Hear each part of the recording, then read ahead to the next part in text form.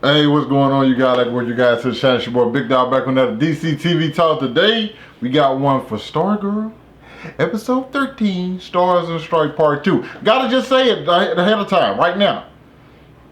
They pulled it off. Well, and I couldn't be happier. They pulled it off. A perfect 13 from the field for Stargirl. Okay, a lot of shows don't do that.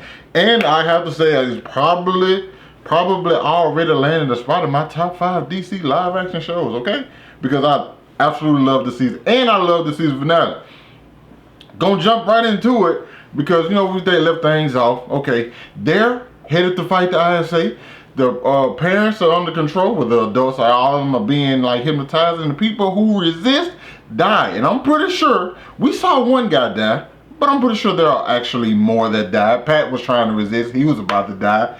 But the one thing that saved him, that blocked him, was the fact that Beth, Dr. Midnight herself, was actually able to like come in handy this time, you know, and it wasn't because of Chuck. Chuck definitely, hold up, I'm using the camera today, y'all, so it's gonna be, Chuck definitely like gave her an idea, but like she actually, well, Chuck had an idea that to like distract the gambler, but overall, Beth was the one who pretty much like saved Pat's life. Definitely Pat and Justin, the Shining Knight, because they were in a tough. They were in a pickle. You know, they were in a pickle. You know, and then things even get realer, because now it's time for it's a superhero show. It's always, we have to have that big showdown. We got the lineup is set. We got the Shining Knight versus the Dragon King.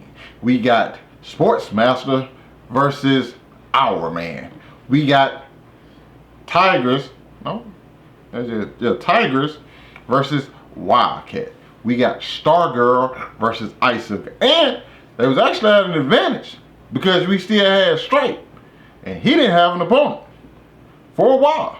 But, and this is one of the things I think I appreciate about the show the most, and it's like the development of Courtney as a hero and her combat ability. Because I don't care what nobody say, Courtney cold, okay? Stargirl is cold and prepared, and with all the smoke, with who and wherever. She taking on Icicle. She had to go help Wildcat fight Tigers, which I was loving that battle. Sportsmaster and Our Man, because Our Man losing again. He wasn't getting no dubs at first. So Courtney just lending a hand to everybody, and then Dragon King ends up getting killed by Shiv, which wasn't surprising to me at all, because that's pretty much who her character is. And like, I'm like, them locking her up for as long as they have, is going to come back and bite them. She does not have sides. She's not playing sides with anybody. She don't care about the JSA or the ISA. Like, yo, y'all lock me up. Okay, cool. But when I get out of here, I won't smoke with everybody. But we do see, she gets out, she kills Jack. Well, she stabs Jack King. I don't think he actually dies, because he survived more than that. But she ends up going face to face with Court. Now listen, this ain't the same Court that she fought those other 2 times. Court basically say, you know what? I ain't got time for this girl today.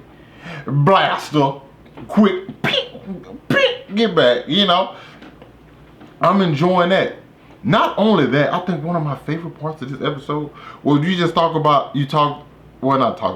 saw Yolanda, and you saw when she was talking to Rick, and she was just like, yo, you can't kill him. Like, she's like, well, like, why? Because of God? Well, if God didn't want bad things to happen, he shouldn't let people die for no reason. I'm like, okay, you know what I'm saying? He's angry. You know, he probably doesn't believe in God. And all this, especially when some stuff happens to people, they tend to get mad at God. So I'm like, this was cool. But the fact that he ends up sparing Grundy, and she killed Brainwave. Now listen, let me tell y'all something that was cold to me. Because I'm going to talk about Grundy in a minute, because I was super happy to see Grundy. A couple of things about that, you know what I'm saying, that didn't go exactly how I wanted to. But when Brainwave say, I'm going out here and handle these kids, because I know Brainwave come through, it's like, Brainwave is a definite powerful villain. Okay, so and we see Henry in the mask or whatever, and like, oh, he like I didn't actually die. I'm looking like. I had mixed feelings. I'm like, man, I'm like, this show seemed like the show that was taking risks at first. Now, if Henry's not dead, that kind of like knows some things out. But at the same time, I'm like, this is like a nice twist for him to just be walking around in like the zombie stuff. So I'm like, okay, I'm kind of confused. I like it, but I don't know. Then the fact when he said, where are your friends? And I seen the look in Yolanda's face. I said, oh wait, it's not Henry. And she immediately cuts his throat. She said, I have to watch him now. Now I'm going to watch you die. I said, oh. Now listen, granted, she is a hero, so she should be out here killing people. Even when Stargirl pulled up, Stargirl like, what are you killed him? It's kind of not what we do, but okay. You know what I'm saying? It's kind of like against like our code, our hero code. You know what I'm saying? But it is what it is. And then we also had Grundy pulling up and whooping the hell out of Pat. I mean, Pat was dead, okay? Grundy came out like a bat out of hell. He been locked up for who knows how long. You know what I'm saying? But one thing I always knew about Solomon Grundy is that he's never actually just really been a bad guy. Him and Bizarro are kind of the same. Like, they're not really bad people. They just, you know, they get put around bad people, and so they do certain things. And so I really liked the battle between with Solomon Grundy, even when Iron Man actually like got the dub on him, because granted Iron Man wasn't getting a lot of wins, but he was fueled by the death of his parents. So it's like, okay, I'm not losing this one. He definitely was throwing them bitches at your boy, and I enjoyed that. And then him sparing him, I'm like, okay. And I think it's just like it's something we're gonna have to dive into, because you see at the end of the episode when like how Yolanda looks, you know what I'm saying, thinking about the fact that she killed somebody, she was trying to stop Rick from doing it. Then Rick actually let Solomon Grundy go. So it's like, okay, it was a weird thing, because one of them wanted to do one thing and did the opposite, and you know, and vice versa. So I'm excited to see where it goes. Well, I was excited to see where it was going, considering the fact that like plans are messed up, everybody's out. Okay, we losing. What are we gonna do? First thing they do, okay, bet.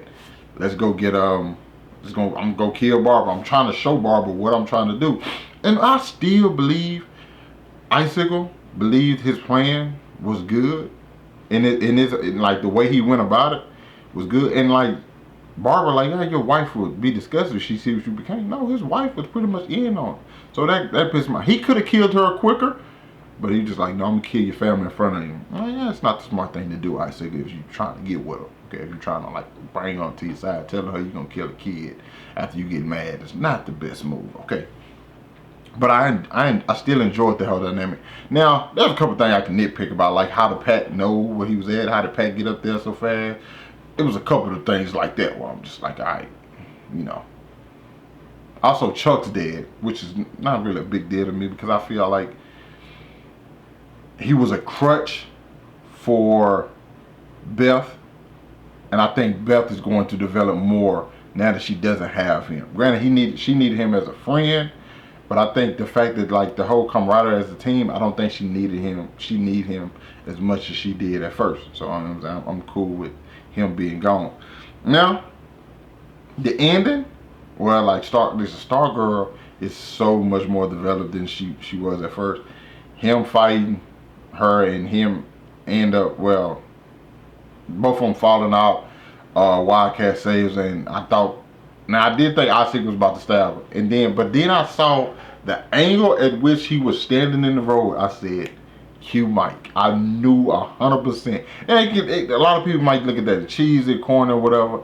I think for the show, it's a little bit offbeat, but it still works for me. You know what I'm saying? I'm not mad at it at all. My boy Mike got some shine. You know what I'm saying? So I was happy with that. I was when Court, even the little, I forgot about the little the moment where in the tunnel where Pat was like trying to resist, and Court called him dad. I was just like, could have melted. I love that part. That, not only that, The moment at the Christmas party when he gave him the world's greatest dad mug, like all of that, I was loving it. Now, looking at Sword season 2, it's going to be very interesting because they played a few cards that I would not expect it. We don't necessarily know what happened to every member of the ISA. You know what I'm saying? We don't know what happened to them. When Pat alluded to they always make up a story when he referring to they, or is he referring to like the Justice League, or like who is he referring to? You know what I'm saying in terms of they. You have Shade, who basically shows up at the end like, I told you guys this wasn't gonna work. You know what I'm saying? You have Shiv, who goes to get Eclipso, which is like, okay, like that's huge. And not only that, Starman's alive. How? After so many, like, it's